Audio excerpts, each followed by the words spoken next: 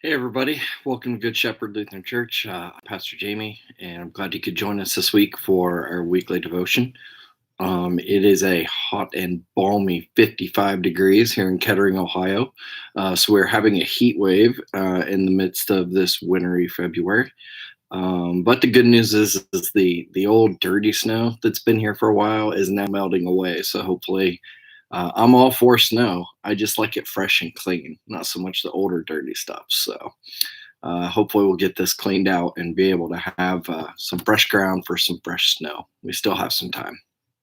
Um, Today, though, I will be using the non-gospel lesson for our evening midweek Lenten um, service, and the theme for this Lent is reaching agreement with God even in adversity. And I think we all know a little something about adversity throughout this past year, so it seemed very appropriate. And today I will be reading from the book of Deuteronomy, the 9th chapter, verses 13 to 21. Furthermore, the Lord said to me, and this is God speaking to Moses right after he got the Ten Commandments. I have seen that this people is indeed a stubborn people. Let me alone that I may destroy them and blot out their name from under heaven. And I will make of you a nation mightier and more numerous than they. So I turned and went down from the mountain. And while the mountain was ablaze, the two tablets of the covenant were in my two hands. Then I saw that you had indeed sinned against the Lord your God by casting for yourselves an image of a calf. You have been quick to turn from the way that the Lord has commanded you. So I took hold of the two tablets and flung them from my two hands, smashing them before your eyes. Then I lay prostrate before the Lord as before, 40 days and 40 nights. I neither ate bread nor drank water, because of all your sin you had committed, provoking the Lord by doing what was evil in his sight. For I was afraid that the anger that the Lord bore against you was so fierce that it would destroy you. But the Lord listened to me that time also. The Lord was so angry with Aaron that he was ready to destroy him. But I interceded on behalf of Aaron at the same time. And then I took the sinful thing that you had made, the calf, and burned it with fire and crushed it, grinding it thoroughly until it was reduced to dust. And I threw the dust of it into the stream that runs down the mountain. Here ends our reading. Well, that's a lovely story. It's funny, though, as I read it, I remember Moses coming down. I remember Moses on the tablets. I do not remember Moses laying down on the ground for another 40 days and 40 nights. Maybe a little foreshadowing once again to the 40 days and 40 nights in the wilderness that we just read this past Sunday with the temptation of Jesus by Satan. Excuse me, but I digress. Our theme for this Lent, as I said, was reaching agreement with God even in adversity. And well, our story of Moses coming back down the mountain with the Ten Commandments and everyone worshiping the golden calf.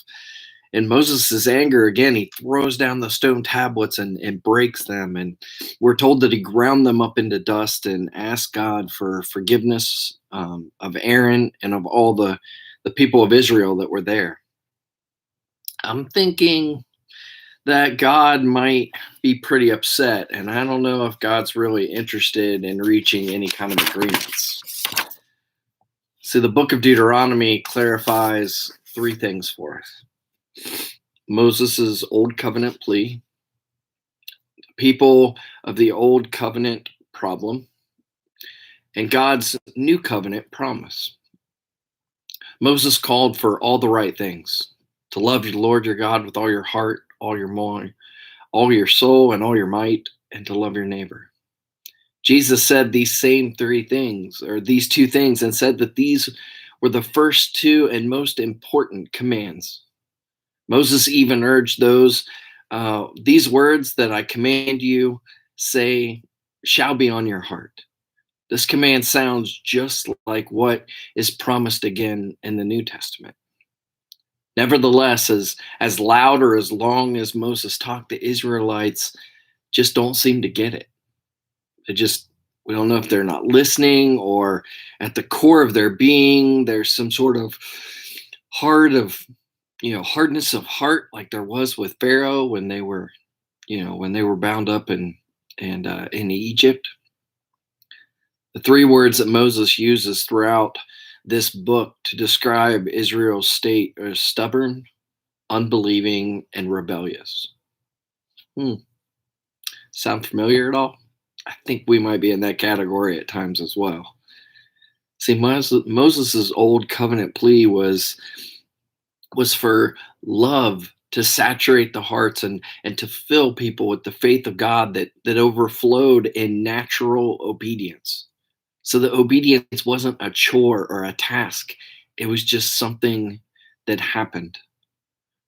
But Israel doesn't seem to have any of that. Though Israel knew a lot about God, they really didn't know God. And though they had seen God at one level, at a deeper level, they remained blind. They had heard God's voice, but in reality, they act as if they're deaf. They remained stubborn and unbelieving and rebellious. Their hearts were hard, their senses dulled, resulting in no passion, no fire, and no love. And they just couldn't seem to change it. At the end of Deuteronomy, both God and Moses stress how the old covenant relationship, weakened as it was by the fleshy and hard-heartedness of people, would result in their ruin. And God explicitly proclaimed that Israel's sin would climax in exile, which happened several times to the people of Israel. See, Moses was not convinced of the death-dealing nature of the old covenant. He also anticipated a life-giving new covenant that would replace the old, or at least continue on encouraging people to do their best. A covenant that would include, divine enablement, allowing the world to read the law in human lives.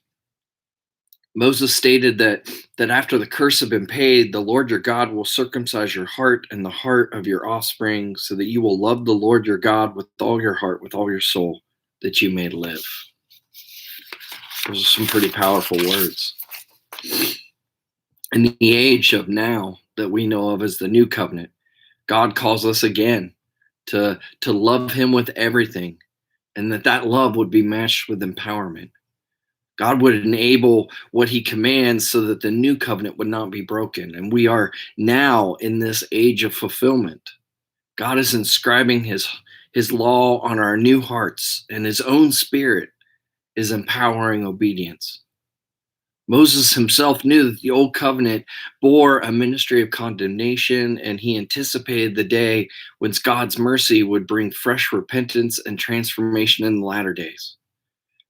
He says, when you are the tribulation and all those things come upon you in the latter days, you will return to the Lord and obey his voice. For the Lord your God is a merciful God. And thanks be to God for that.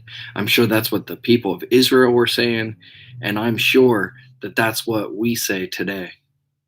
See, I'm not trying to say that the old covenant was bad or that the people needed to listen better, and that we in this new covenant now with Jesus are just so much better, because we're not. We are just as sinful. We are just as hard-hearted at times. We are all these things that are described in the old covenant as well, because we are human beings. We make mistakes, and we can't always behave in the way that God told us or Jesus showed us to deserve any of God's love. What I think the real beauty of this Lenten theme of reaching an agreement with God is that our human limitations do not allow us always to be able or looking to reach an agreement with God.